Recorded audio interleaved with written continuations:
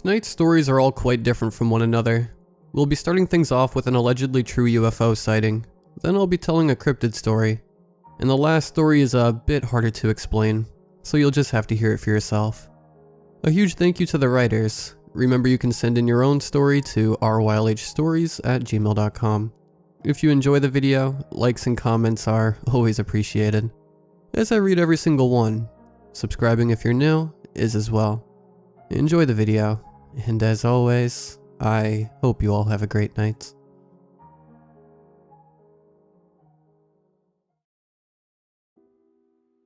A short one, but absolutely true. Growing up, I had a really good friend called Ian. There was a largish group of us who knocked around together, which included my younger brother Dave. Ian was a troubled soul, who'd regularly take more drugs and drink more than the rest of us. He came from a broken home and never knew his own father. He was the life and soul of the party, but often overdid it to the extent we'd be ordering taxis for him to take him home, because he'd be wasted way before we were. When sober, he was probably the sharpest lad in the group, obviously highly intelligent, and had a great sense of humor and an answer for everything. One of our things was just fishing at a local marina. Just carp fishing, nothing fancy. And it was always more about the night out having a laugh with the lads than actually catching fish. We'd bring lots of beer, our basic tents, and camp stoves and food, and just have a laugh. Any fish caught was a bonus.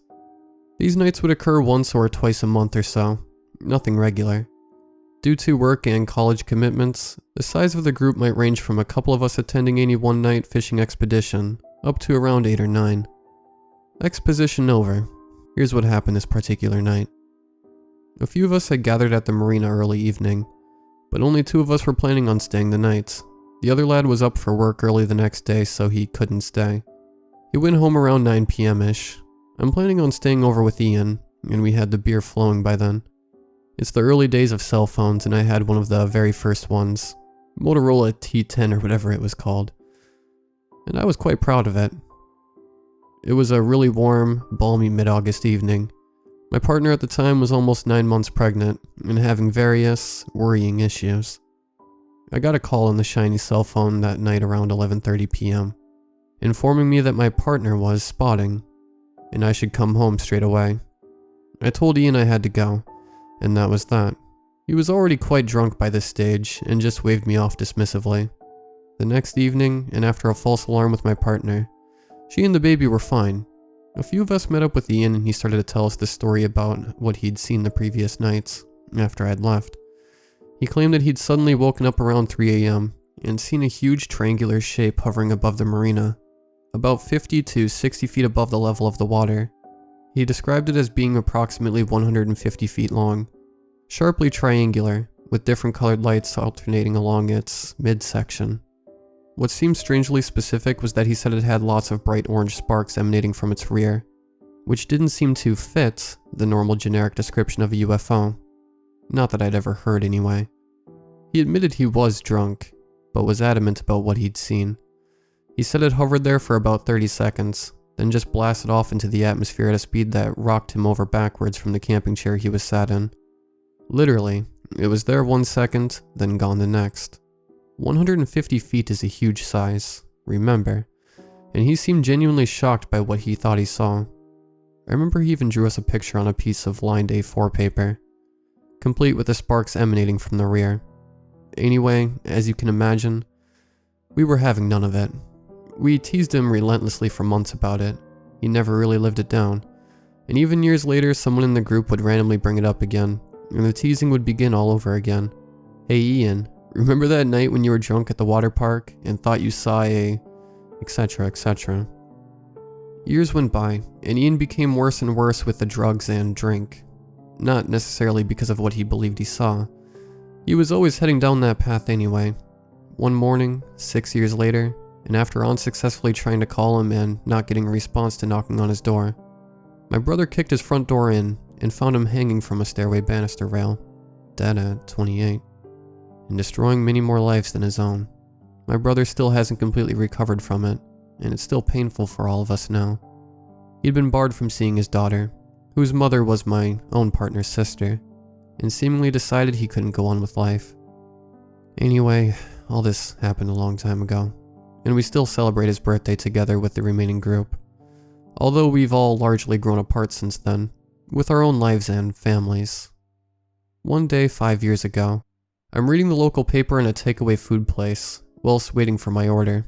In the center pages, there's this article about UFOs seen in my local area, and the government had released all of this information under a Freedom of Information Act thing the newspaper had submitted. I'm basically skimming through it, bored and impatient, until I see the name of the marina where we used to go fishing. I'm immediately brought out of my reverie, and start reading it from the beginning. There's these 12 instances of alleged UFO sightings in my city, most made up of the usual vague nonsense that could be attributed to kites, sunset reflection on clouds, or freakish weather conditions, or whatever. But one is absolutely plausible. A commercial flight taking off from my local airport, which is only a short distance away, meaning the plane was still at a low altitude, had reported a sighting that was apparently taken seriously at the time. The two pilots who reported the sighting have the exact same story. They were taking off on an early morning, 3 a.m., flight to Malaga in Spain, and had reached an altitude of approximately 1,500 feet. They reported seeing a very large, triangular-shaped object, which they estimated as being around 100 to 200 feet long, hovering over the local water park directly to their left. They banked left a little to get a better view, and said it had lights fluctuating around its perimeter and bright orange sparks emanating from its rear.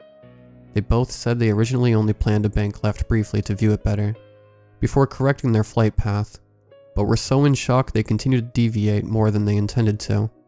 At this point, the object began to increase its own altitude at an alarming rate, and suddenly just disappeared in a flash towards the atmosphere.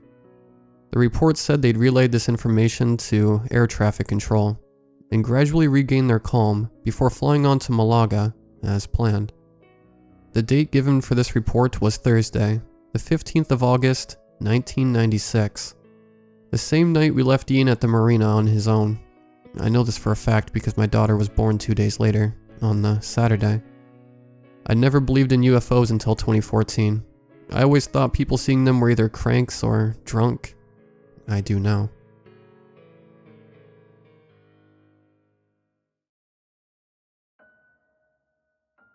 We called it the Deef. It was supposed to be a joke. We had a game, the group of us. It didn't really have a name. It was just the cryptid game. It was simple. Every time we got together, one of us had to share a monster story. That was basically it. We started it back in college and just sort of never stopped. There were more rules than that, of course. It had to be original. No more than one story introduced per get-together. Whoever had the best monster was winning. All of these rules were unspoken, but we all understood them. They'd evolved over the years to create the friendly rivalry of the cryptid game. It kept us in touch, gave us something to talk about when we saw each other, and it was always fun to hear someone else reference your monster, either in a new story or just in standard conversation. I made up a bunch over the years, most of them ridiculous. The cord goblin, an obnoxious electrical creature that can travel through wires, and which ties unattended cords into knots. The skulk, a gelatinous creature, the color of seawater which lurks in the ocean and generates that unpleasant pulse you sometimes feel when you realize you have no idea what's below you. Halitis, a bent shadow which breathes into your mouth at night. I was rarely winning the game, but every time I went swimming in deep water, I would think about the skulk.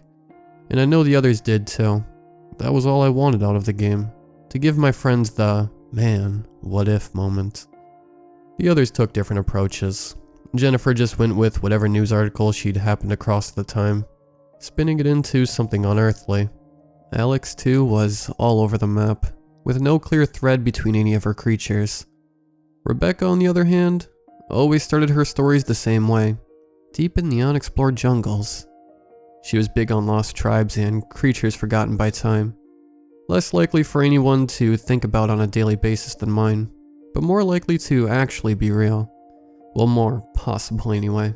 Likely is a bit of a stretch. Emmanuel liked insects. Psionic beetles that lived in the roof beams of houses, putting out stressful emanations and feeding on the resultant fights and negative emotions from the families below. Gnats that laid eggs in tear ducts so that the maggots could wriggle their way into the sinus cavity, hiding safely and feeding off the mucus until they grew into their adult form. These were usually good for a serious shudder, more so if you had a particularly vivid imagination. They weren't out of the realm of possibility either. Bugs and parasites have some weird life cycles, and some terrifying adaptations. And Connor liked predators. Big things, scary things, things that moved among humans, hunting them. His creations were responsible for the lost pets, the missing children, the runaways. Like Rebecca's, his stories always started the same way. So picture this thing. He had a rich Scottish accent, which somehow gave his monsters more vibrancy, more life. They were the least likely out of our stories, because they were the sort of monsters that someone would had to have noticed by now. But when you were alone in the darkness, logic like that didn't matter. That's where Connor's stories would always come back to haunt you. If he had a falling, it was that his cryptids never had a name. They were always just the thing, which left it up to the rest of us to name it. We would invariably come up with the most ridiculous name we could think of, undercutting the story. He told us about an underground hive of man-sized wasps, networked across miles. They would steal cavers and solitary hikers, drag them down to serve as food and hosts of the larvae. Connor was waxing eloquent about the hive structure, when Rebecca suggested that we could call them beasts, and we all broke up laughing. Even Connor was a good sport about it. The Deef was another one of his, a fairly recent one. It was something like a giant boar. Picture this thing, only with the grace and speed of a tiger. It stood 5 feet high at the shoulder, and its mouth could unhinge like a snake's in order to scoop up its prey, and picture it in a gnashing cavern of knives. It once lived in forested areas, but as civilization expanded, it found richer hunting grounds than cities. It evaded detection, Connor told us, through its speed and sleekness of motion. Despite its size, it could slide undetected into alleys, behind cars, in any of 1,000 overlooked urban hiding places. It slept during the day and hunted at night, when its dark coat provided camouflage in the darkness. The most terrifying thing about it, though, was that it absorbed sound. Things grew quieter when it was nearby, dropping to utter silence in its immediate presence. You might never see it coming, but you would know it was there right before it took you, because you would feel like you'd gone completely deaf. Deef? I asked, mimicking Connor, and Rebecca exclaimed, "The Deef." Connor rolled his eyes at us and said, smiling, "Fine, the Deef. You reprobates. Call it whatever name you like. You won't be calling it anything when it comes for you." Absurd name or not, though, the Deef was one of his best ones. It stuck with me strongly. I could picture its thick, bristly fur, see its bloody snout with the expandable lower jaw.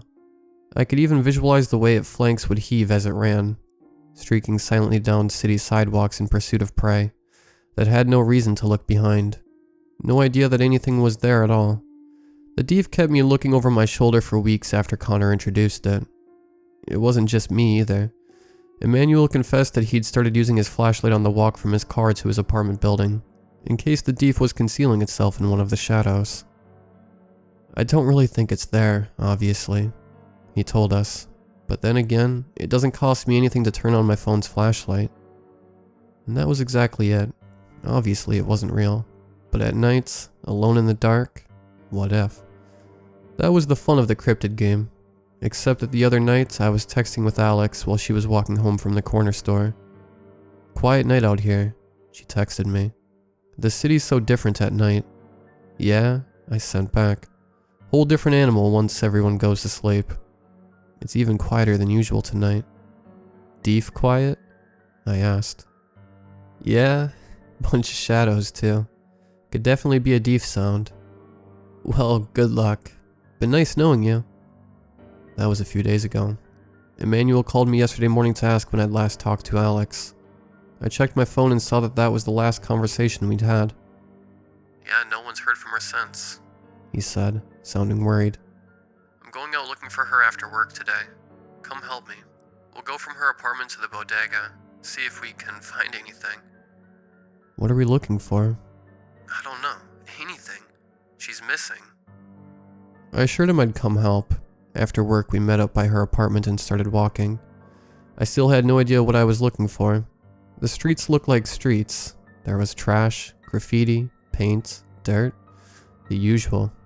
Emmanuel and I did a slow walk to the store, scanning every alley as we went. By the time we reached the store, the sun had dropped behind the buildings. Now what? I asked Emmanuel. Check again on the way back, I guess. See if we missed anything. I thought about pointing out that if we hadn't seen anything earlier, we certainly weren't going to now that it was darker. But he had a desperate look on his face, so I shut up and we started the walk back. Halfway there, we still hadn't seen any sign. Emmanuel started shouting into alleys. Alex? What are you doing? Maybe she's hurt. I don't know. Alex! Someone yelled shut up from an apartment above us, and I ushered Emmanuel on. At the next alley, though, he called out for her again. There was no answer, obviously.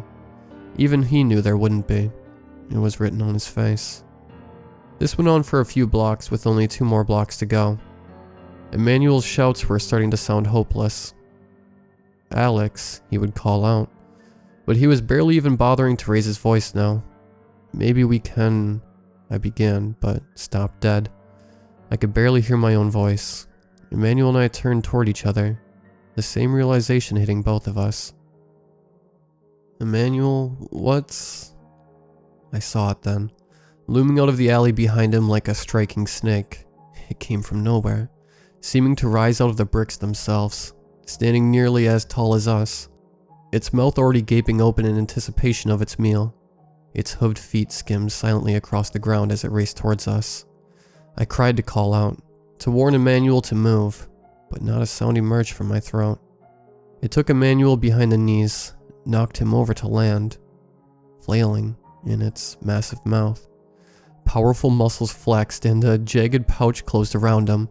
It convulsed, crushing and grinding Emmanuel's insides. I could see the bulges where his body distended its gullet. It swallowed and the throat tightened. Swallowed again and it grew smaller still. A third time and it was back to normal size. It had consumed Emmanuel in seconds. He was gone, not even a drop of blood remaining, and all of this had happened in total, horrible silence. Its meal finished, the thief lowered its head and looked me directly in the eyes. I saw hunger there, but after a moment of regard it melted away into the alley. I never blinked, but still I lost sight of it within seconds. I don't remember how I got home last night. I don't know why the thief let me go at all, but I remember the look in those eyes, and I know that I've been marked. The sun's dropping in the sky again. I have every light on already. The door is locked. It's a huge beast. Surely it can't get in here. The city gets quiet at night.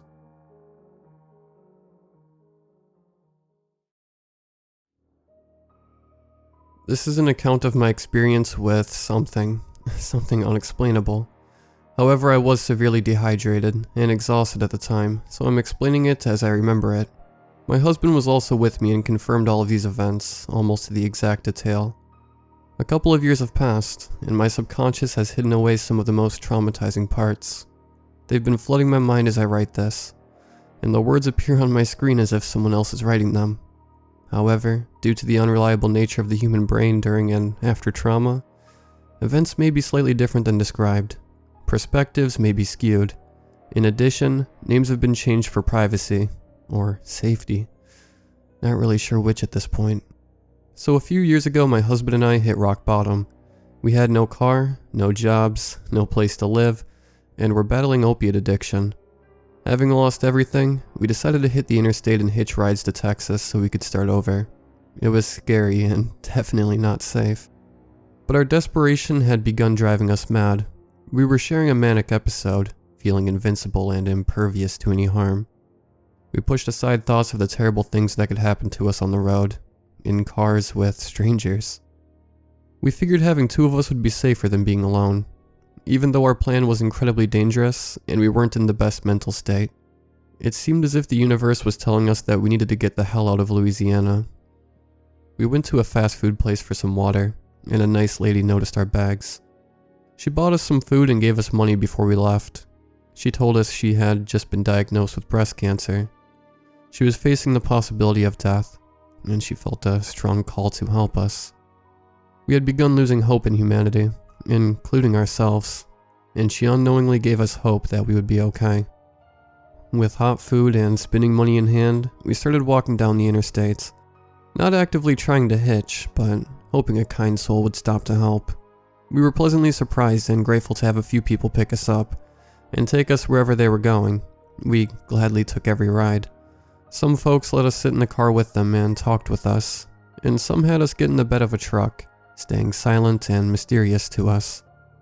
We had to sleep outside for 2 days while traveling, but we made good time with the help of those drivers. We started getting closer to the state line. No one, however, was actually leaving our state. Until we met Kane. His rig was parked on the side of the road, and he was on the phone with someone trying to help him. He was carrying another large truck, nearly twice the size of his. We would later learn that he recovers broken down rigs and brings them elsewhere to be fixed. As we walked up, we realized the truck he was carrying had become slightly unhinged, and was leaning dangerously to the right.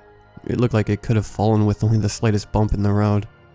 He wrapped up his phone conversation as we approached, and we asked if he needed any help. He told us no. He had it under control, and asked where we were headed.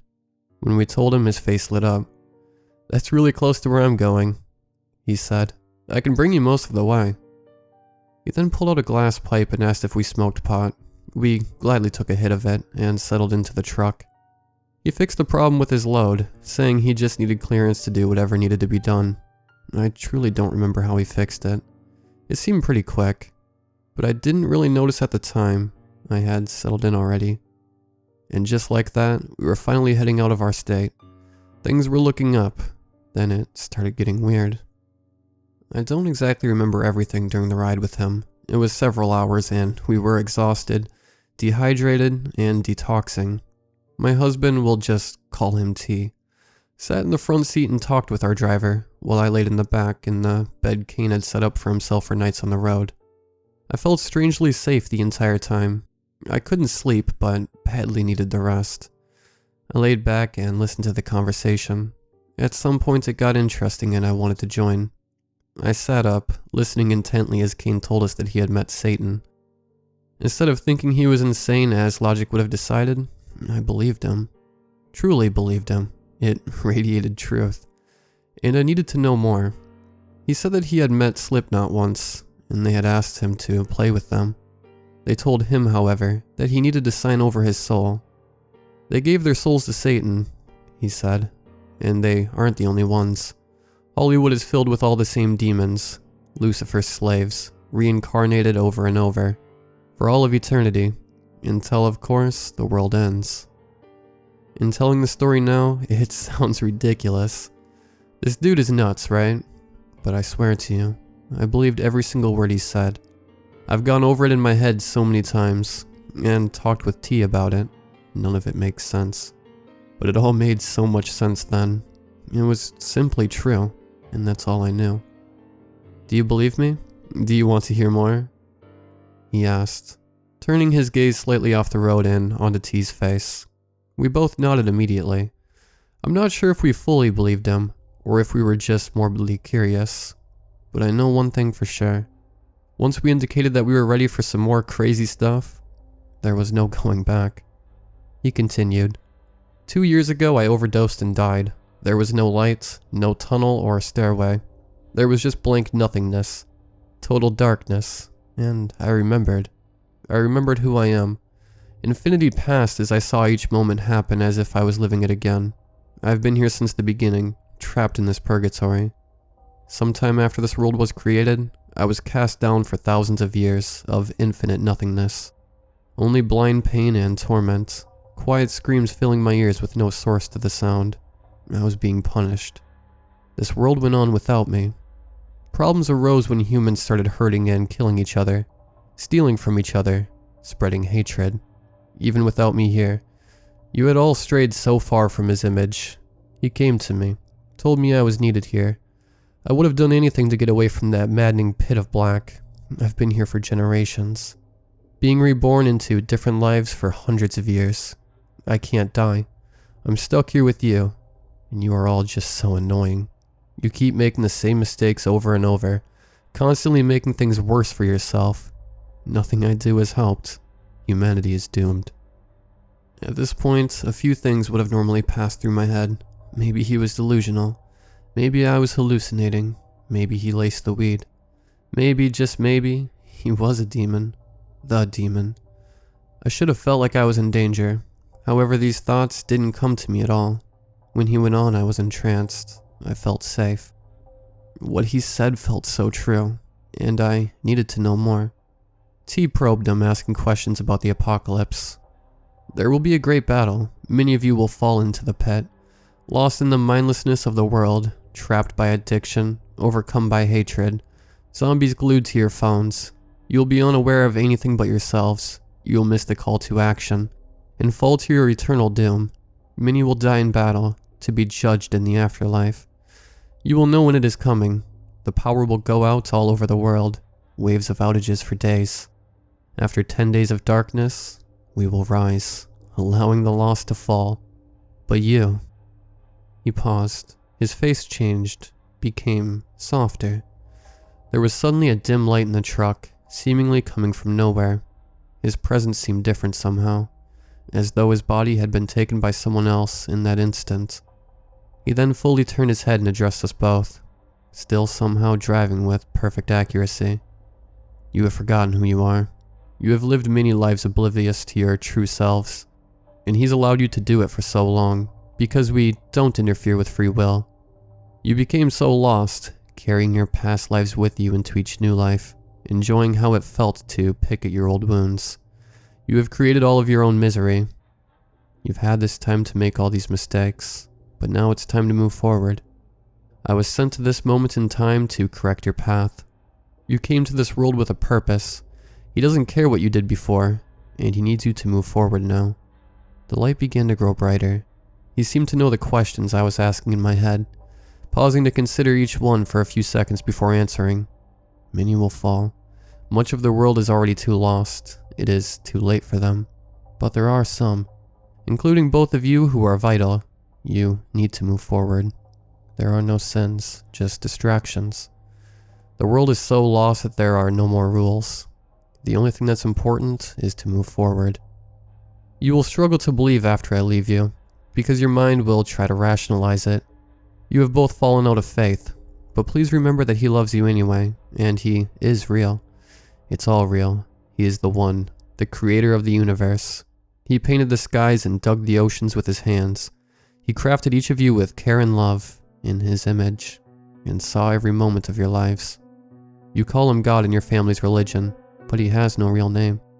Each religion is a different understanding of a being too big to fully understand, but he is real, and he hasn't given up on you. All you need to do is go forward and believe. That's the only rule now. Just go forward and believe. I began to feel something I had never felt before. A warm sensation that slowly infiltrated every one of my senses. He was showing me, filling me with knowledge and light. T was still asking questions aloud, and Kane was answering them, but I wasn't fully listening anymore. Finally our questions lined up, and he answered in a different voice that echoed through the light space in my head. One that was not of this world. It came from Kane's mouth, but it also didn't. It came from nowhere and everywhere. I will always love you. I don't care what you've done. I love you no matter what, and you're forgiven. At this point, for lack of a better phrase, I completely lost my crap. Tears exploded from my face as the light grew even brighter, and I collapsed back into the bed and wept freely. I felt no pain, no sadness, no embarrassment or shame. There were no words spoken, but I knew that I was being held in light and love. I knew that it was a glimpse of what it's like away from this world. I knew that I would have handled more than a glimpse, as I was convulsing with tears of joy. The truck seemed to have disappeared around us. The sky opened up like floodgates, spilling out more light, and I saw a pinhole appear in the middle of the light space. It was somehow even brighter than the light around it, and it spilled love out in tiny doses, letting us sip the cup. We eagerly drank it, begging for more, like babies reaching for their mother's breast. I looked over at T, and he was crying. I had never seen him cry before then. I knew that he was with me in the light space, feeling inhuman, knowing what it's like to be void of human flaws and painful feelings, understanding the universe, and that we are all just different appendages to one entity, fighting to grow and mature as one. We both sobbed for what felt like hours before the light retreated. Kane's voice drifted into the light space again, bringing us back into the world. I cannot go any farther. I must leave you now, he said as we were crossing the border into Texas, and just like that, it was over. A passing moment in time, only ever meant to be a memory. A memory that would change our fates, a memory that we share, but one that no one else would ever believe. Kane was completely oblivious, acting as if nothing had happened at all. It threw me off. Had I just imagined all of this? T started asking questions again, wondering aloud about Kane's true identity. Kane seemed amused, as if he was just playing along. For some reason, we thought he was somewhat of a modern-day Jesus. We hadn't quite realized yet that the man driving that truck was not the same as whoever had lovingly held us in his arms, and whoever had told us of his time in the pits of despair was different than either of them. Sometimes I wonder if we died in that truck in a different timeline. Kane began acting strange, asking us to hold on to his giant knife as he went into a gas station. It was heavier than any knife I've ever held, yet I still felt no danger. He brought us into an extremely remote area, where he dropped off the rig he'd been carrying. He told us that he'd be sleeping a few hours before leaving, and urged us to stay since we were in the middle of nowhere. T refused his offer, knowing that it was time to move on. However, we didn't fully realize that we'd escaped. We didn't realize that this man was not some holy entity himself, but just a vessel for only a short time. As we gathered our things, ready to walk into the night, we didn't have the sense that we'd just escaped death. We were still so high from the lights, we still believed we were talking to Jesus. As we stepped out of the truck into the dark, I looked back, searching for some sign of who we'd met before. Should I stay with him, or go with T? If he is the Messiah, shouldn't I stay with him? I don't know what I expected. I was just so afraid to walk away. But when I looked at Kane, he was only him. Only human and unable to comfort me. And even worse, he seemed to be something more sinister than human. I realized in that moment he was not Jesus, because as he caught my glance, he smiled at me, almost daring me to stay in the truck with him. And in that smile, I saw evil creeping in. I saw it in his eyes. I'll never forget those eyes, staring intently into me. That was my first doubt. I've had many since the pinhole, but Kane supplied the first with that piercing stare. There was nothing left to do but walk, so we did. We walked for miles and miles of nothing, with no food or water, no sign of civilization in sight. We walked away from Kane and never looked back, but we didn't forget. It has plagued my mind. I don't know what makes us special, why we were saved, why we were allowed to drink pure love and light. I don't know what I'm meant to do here. I don't know if or when the world will end, if I'll live to see it, or if I'll have a part in it. And I'll never know what truly happened in that truck, who Kane was, or what took over his body. I just know what I was told, what rang true even after we left. And I've been doing my best to follow that one rule: go forward and believe.